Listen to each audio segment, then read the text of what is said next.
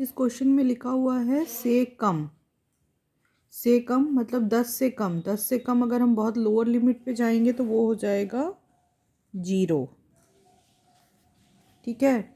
20 से कम मतलब कि सबसे लोअर लिमिट से शुरू करेंगे, ये भी हो गया 0 से 20। फिर 30 में इसका मतलब ये सब जो संख्या दी हुई है से कम वो 0 से लेके 90 तक है। से कम वाला जो सवाल होता है उसमें हमारी लोअर लिमिट और अपर लिमिट हमको पता चल गई।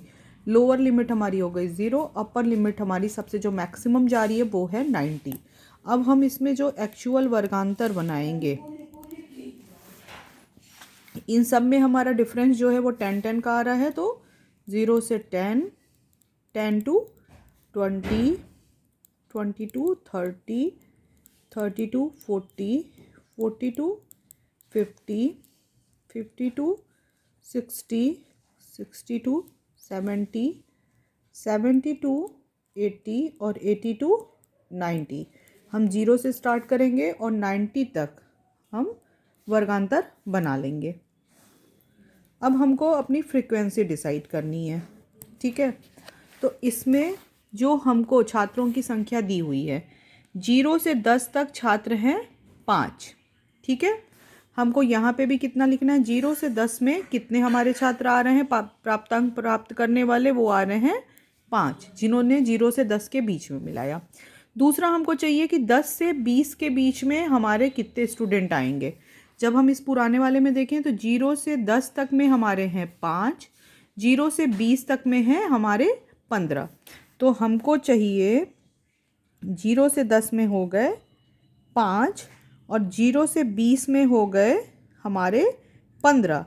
तो हमको यहाँ पे चाहिए 10 से 20 के बीच में हमारे कितने स्टूडेंट आएंगे। तो 0 से 10 तक के 5 हो गए हैं और 0 से 20 तक में हमारे हैं 15। तो हम जब इस 15 में से 5 की संख्या निकाल देंगे तो हमको पता चल जाएगा कि हमारे 10 से 20 के बीच में कितने विद्यार्थी हुए। इसी तरह से फिर हमको चाहिए 20 से 30 के बीच में कितने विद्यार्थियों की संख्या है, और यहाँ पे हमारा दिया हुआ है 0 से लेके 30 तक। तो 0 से 30 तक कुल संख्या हो गई हमारी 98। उसमें से अगर हम 0 से लेके 20 तक की संख्या को हटा दें तो हमको पता चल जाएगा कि 20 से 30 के बीच में कितने बच्चे हैं। तो 0 से 20 तक के बच्चे हैं 15। फिर इसी तरह से हमको 30 से 40 तक चाहिए। तो 0 से लेके 40 तक में संख्या जो है वो है 242 और 0 से लेके 30 तक की संख्या है 98।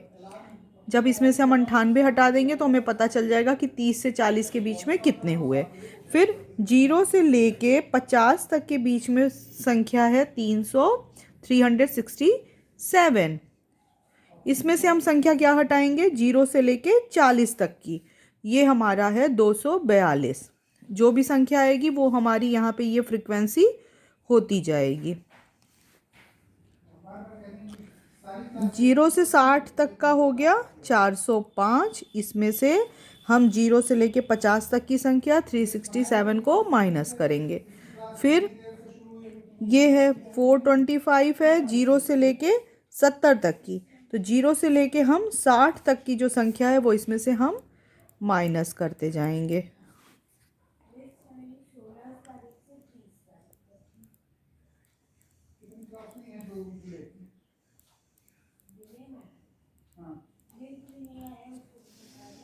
और ये जो आएगी वो हमारी नई फ्रीक्वेंसी यहाँ पे हमको मिल जाएगी। फॉर्मूला फिर हम m=n/2 आइटम करके और m=L1 प्लस वाला जो हमारा फॉर्मूला है वही यूज़ करके इस सवाल को हम लगाएंगे।